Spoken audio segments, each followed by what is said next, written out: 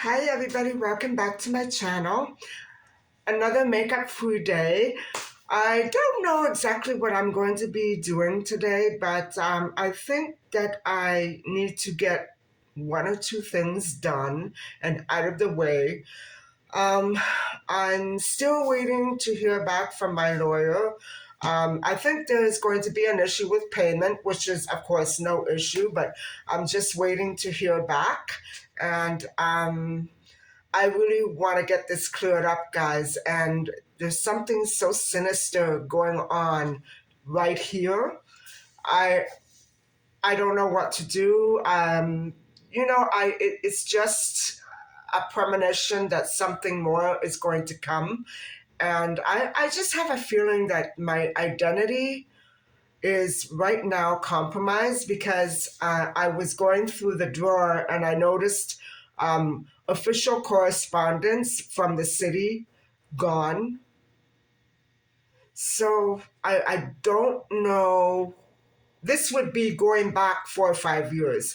I don't know what exactly is being pulled here by this, not the city.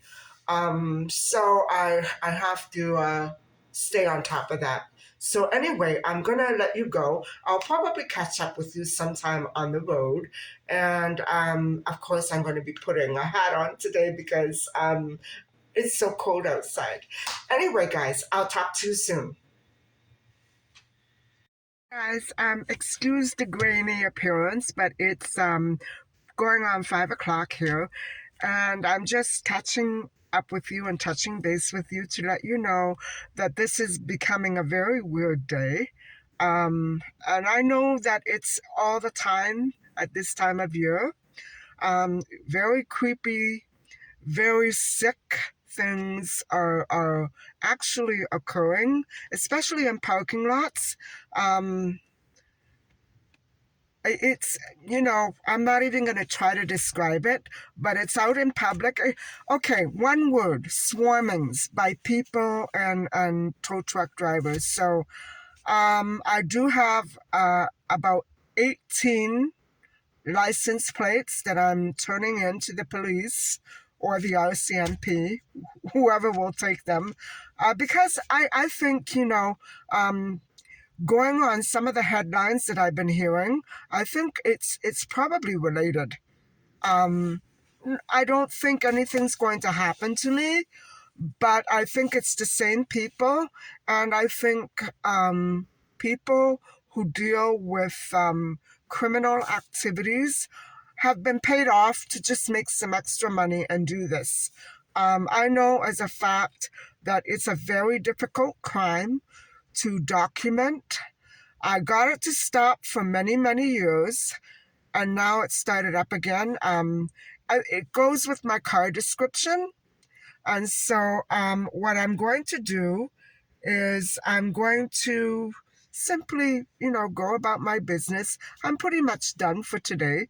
So I'm going to go home and I'm going to actually put together a report and stick in all those license tags because I think it could be important.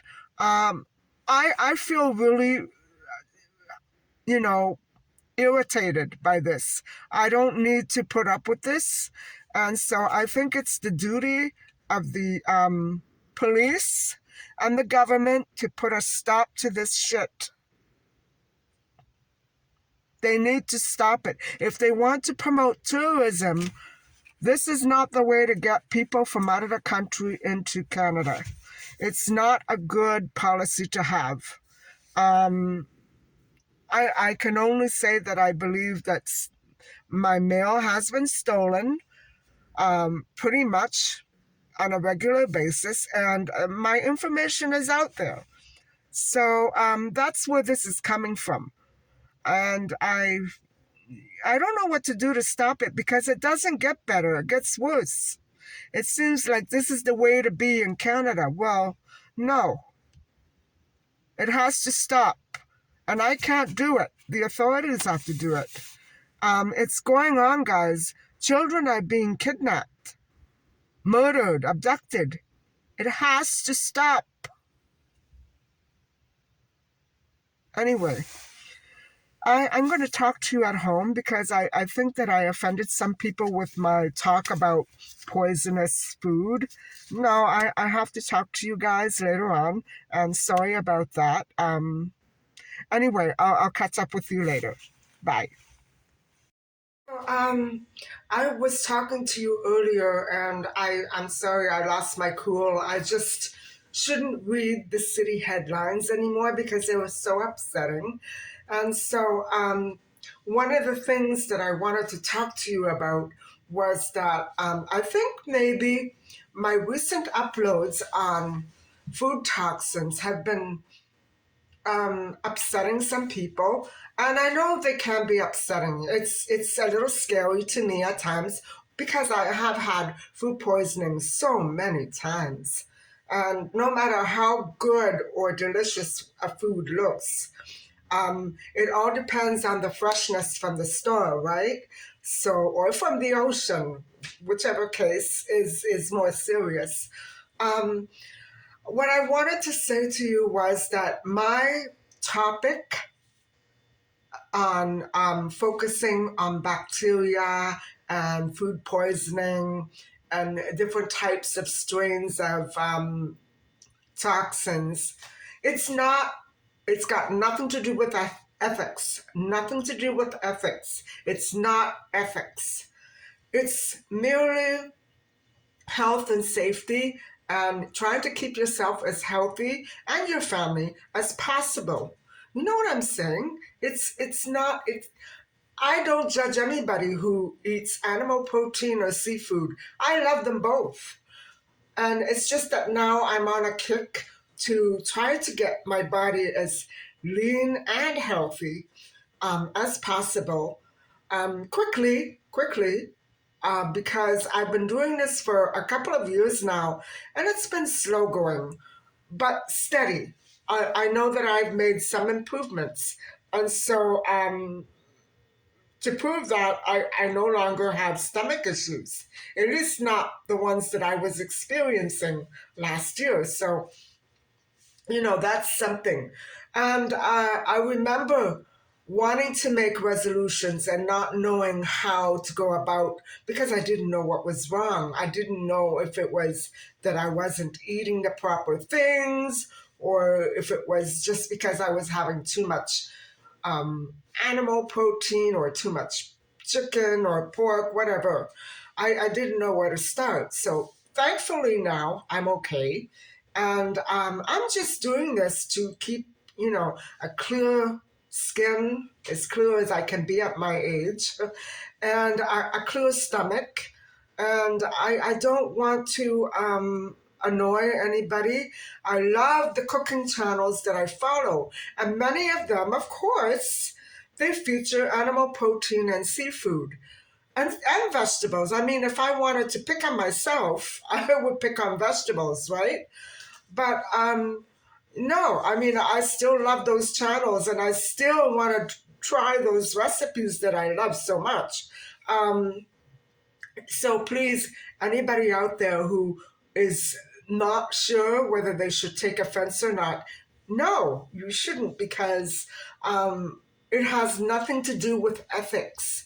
Although I can see, from my point of view in the past, I went from eating animal protein all the way up until I was in my 30s and 40s, and then leaving it and then going back to it and then leaving it. That's in itself not very ethical.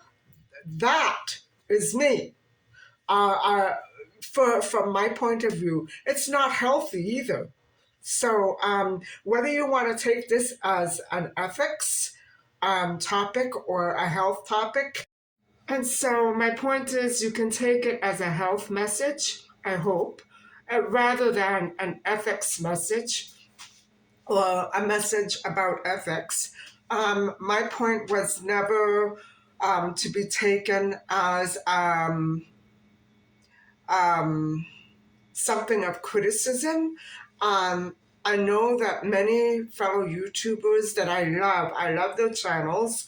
Um, they upload on food channels, and their content is based on recipes and shopping for animal protein and seafood, and I love that. I eat animal protein and seafood from time to time. I'm not criticizing anybody for cooking it, buying it, eating it, nothing like that.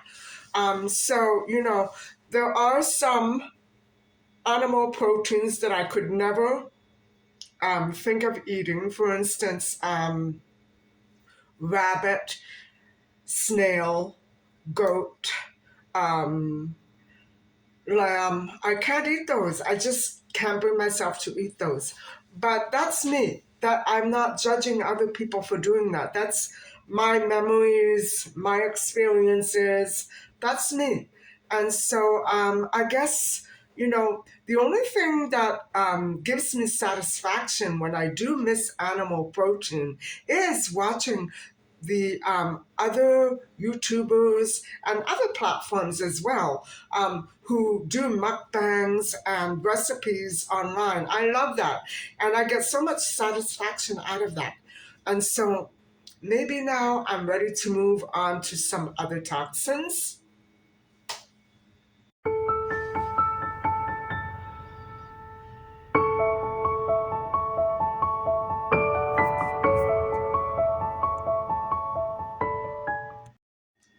Hi, guys. No, that wasn't a haul. Hands up if you're one of these people who are trying to hide the fact that you may be a vegetarian. Well, just like all other foods, it just so happens that certain types of foods and vegetables are compounds, chemicals, whatever we can possibly call them. Um, they inhibit the proper digestion of food, and they block the nutrients from going into your body. They also can destroy your organs and your body cells and attack certain organs. I'm talking about very, very copious amounts of certain foods, the way that I just showed you. And so I'm going to go over these foods and how exactly they do their damage. So brace yourself. And so these five groups of elements that are found in these foods are called saponins, oxalates, goitrogens, phyticacid, and lectins. So, guys, let's start with saponins. Saponins are a type of bitter tasting, it's a compound that tastes like, they taste soapy and bittery, and they produce like a foamy excretion when they're added to water. And so I know that when I cook lentils, I see that a lot. And so I usually have 1 can of lentils per week. I can divide the can into 4 portions, and that's sometimes I do half and half. But I never knew about this, but I still never overeat on these beans because you never know what they can do to your stomach when you eat them in large amounts. And so quinoa is known to contain a lot of saponins. And so they naturally grow in plants and plant food. And so it's loaded with chemicals that act as a defense mechanism against herbivores and insects. So actually, what we're talking about is insect repellents. And you have to understand that these sorts of behaviors in foods like this that have been growing for thousands and thousands of years have naturally evolved, and so have their defense systems. Hold on. So, what else can we say about saponins in the negative light? In the negative light, saponins are anti-nutrient. They really obstruct fat metabolism. And in plant foods, saponins in plants, they interfere with the absorption and digestion of glucose, protein, and vitamins A, B12, D, and E. So that's a tall order. That's in plants, not in people. So uh, that's a prelude to what it can do to us. I am now beginning to understand why it's not appropriate for doctors to um, always advise their patients in what to eat and what to not eat. And yet, I think that we are looking at one of the most healthiest raw foods that exists today. Go figure. So, guys, my dad was a great big lover of lenticchie, lentils. And he loved all beans. And my mother went crazy trying to cook up storms for him when he wouldn't eat meat. He just wanted lentils and beans and soups. He was a lot like I am. And so it has a very pronounced effect on the physiological body of the male. And so let me just tell you a little bit about it. Saponins have a phytoestrogenic effect on the human body, and they can act as an endocrine disruptor in men. And so and these disruptors reduce testosterone levels and they lower the sperm count. So, oh boy. And they cause feminization. My father wasn't too feminine, but I know that he did have stomach issues before he passed away. So, anyway, we do know that eating quinoa now can contribute to this, but it really takes a long time for this to get to a damaging level. You have to eat so many amounts of this type of stuff in order to start becoming affected by it. So some of the foods that are high in this chemical saponin are they're basically salts. They are minerals that are bound to the oxalic acid that plants always use to defend themselves. And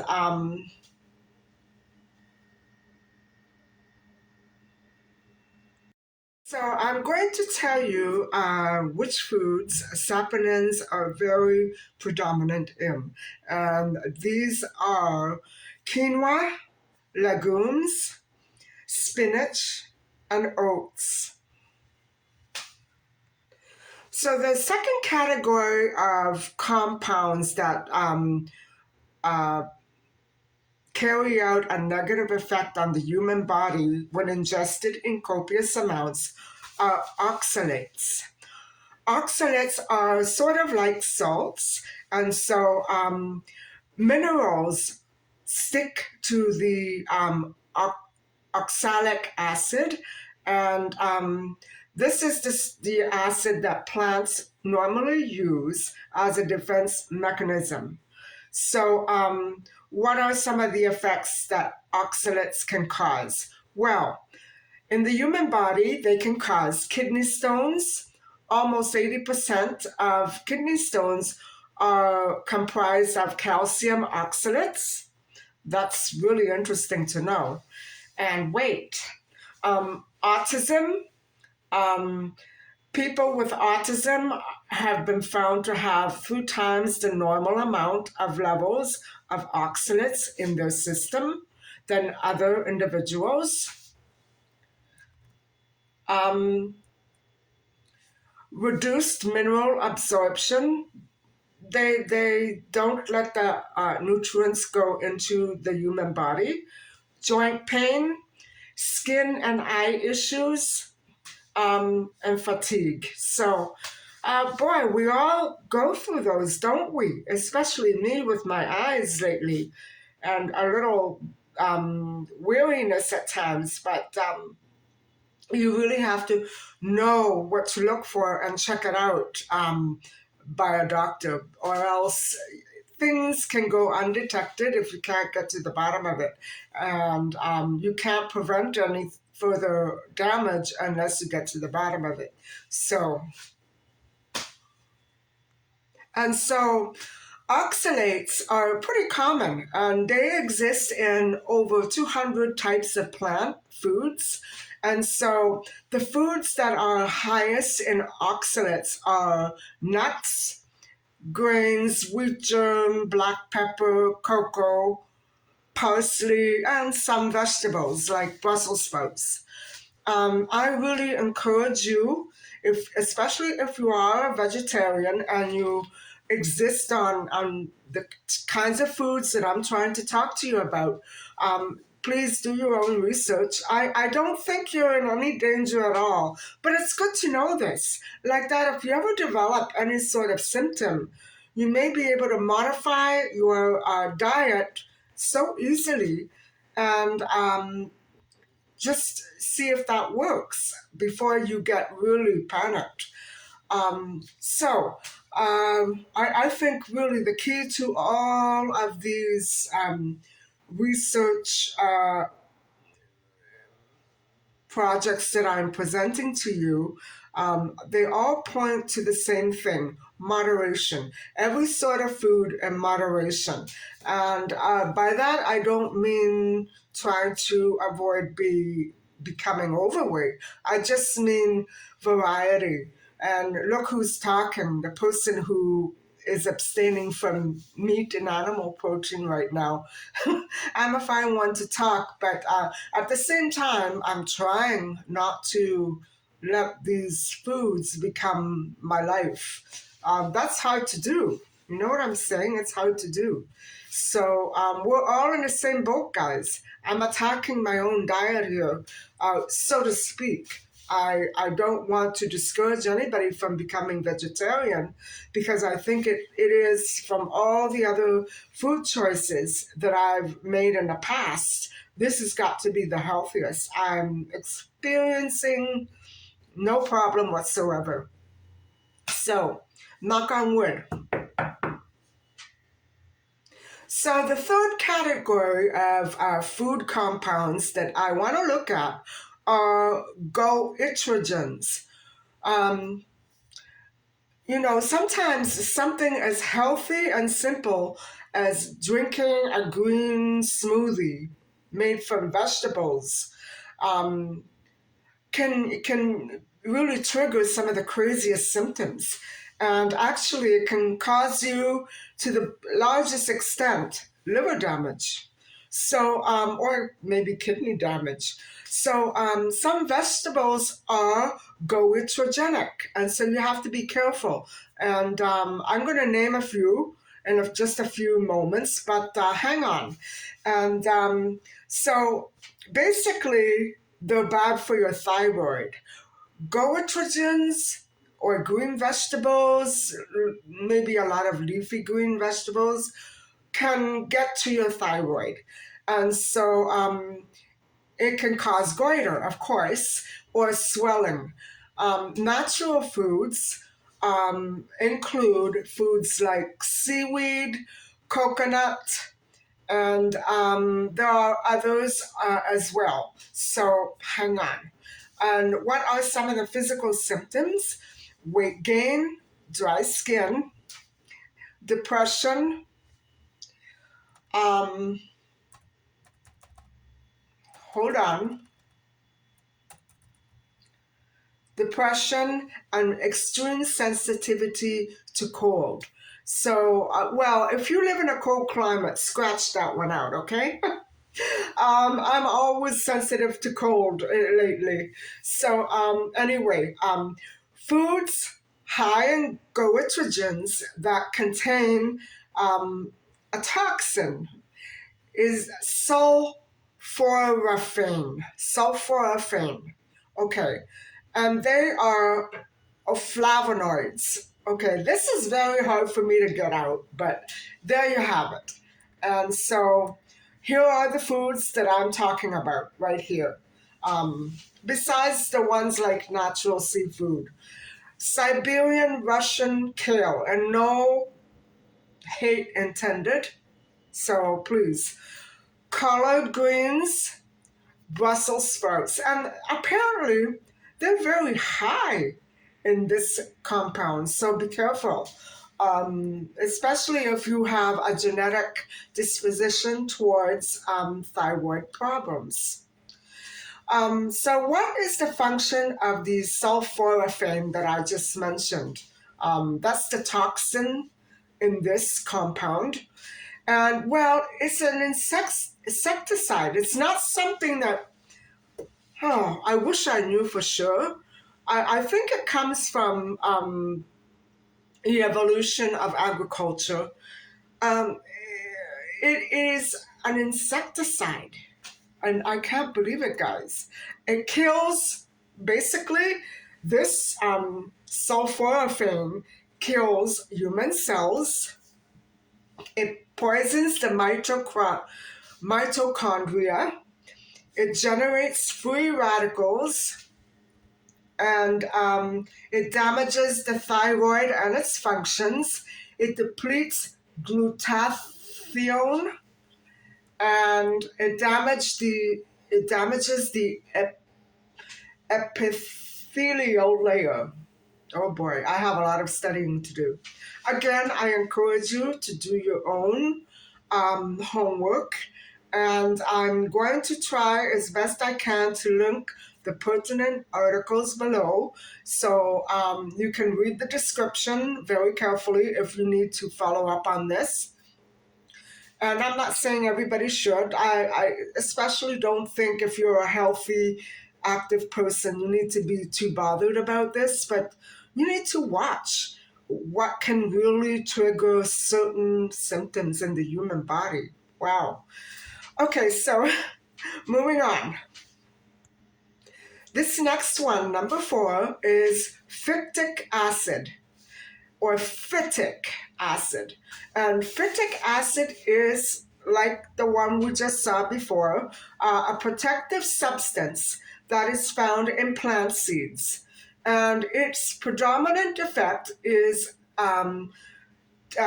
anti-nutrient. It's an anti-nutrient, and it blocks food and mineral absorption.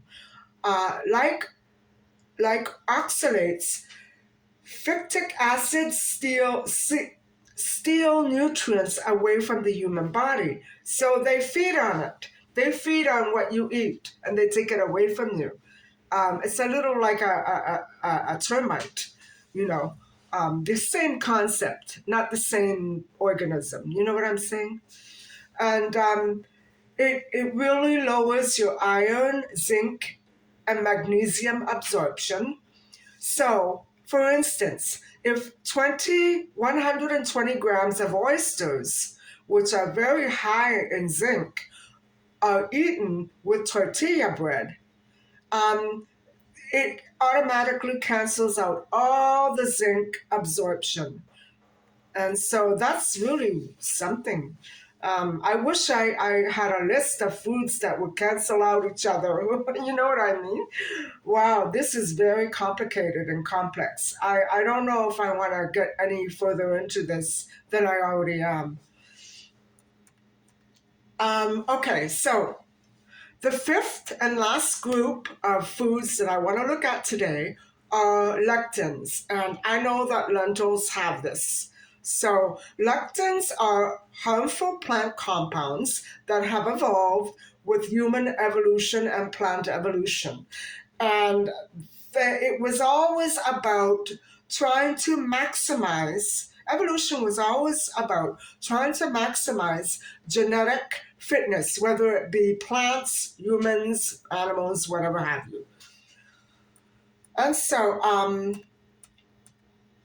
it focuses, evolution focuses on trying to pass down the strongest and most positive genes of any living organism down to the next generation. And so it's a little like planting a plant. If my cat Nietzsche came along and ate those vegetable seeds that I planted, I wouldn't have any vegetables. And so that's basically what's been happening all year long. Um, only the plants that are able to sustain their own existence and protect their offspring are the ones that have evolved the best and existed the longest. So, can you guys understand that? And so, and the plants and vegetables that do still exist are like very hyper quote unquote optimized machines. And so they really target any mechanism that's going to try to tear them down. And that will be us eating them. And so that makes these sorts of foods that I'm focused on here, the ones that I've been showing you and talking to you about, very, very dangerous foods if eaten in copious amounts. And so lectins are very highly inflammatory plant foods. And so they are actually red beans. I'm taking red beans for a good example. Red beans are highly inflammatory and resistant to cooking, and they're very hard to digest. Not that they're hard to eat and swallow, but it's just that they pass from this part into the stomach rapidly. And so we have to look at some of the symptoms that these foods can cause in our stomach and in our body. So just like all the other compounds I looked at, this fifth and last one releases a zonulin compound, and it's linked to issues like autoimmune immune diseases, depression, again, depression, um, uh, and insulin resistance, and obesity. So, out of all this, the worst is the leaky gut syndrome. And maybe that's what was happening to me last year when I didn't have enough of the acids in my stomach to break down all this stuff that was going on. You know what I mean? And so, like gluten, very much like gluten, lectins stimulate the release of this toxic compound, zonulin.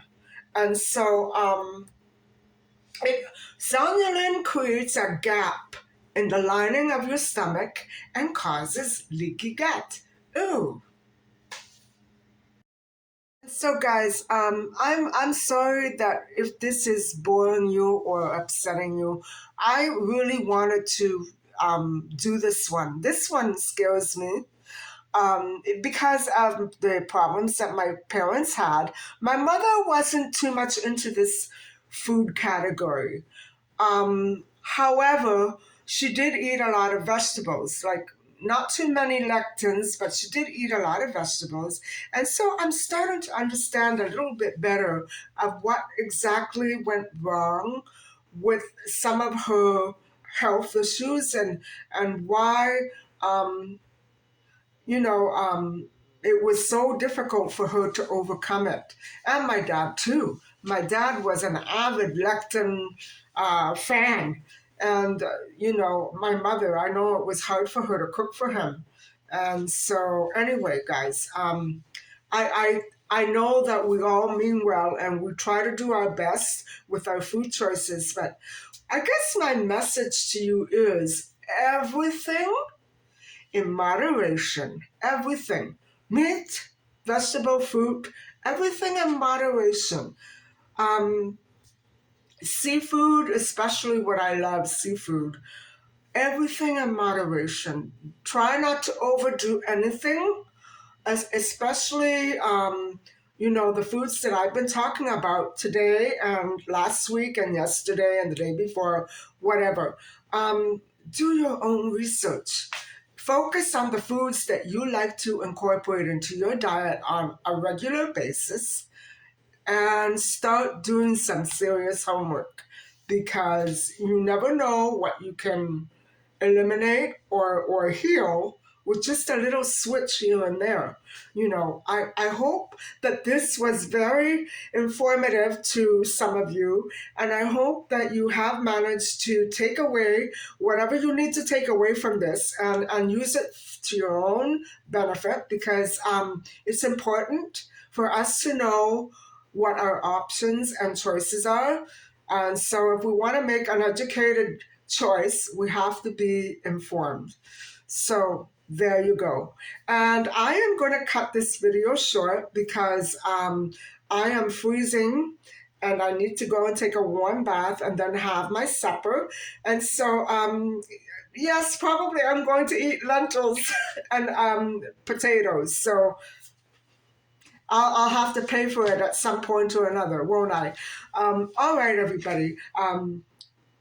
Thank you so much for watching, and please don't forget to like and subscribe. Bye for now.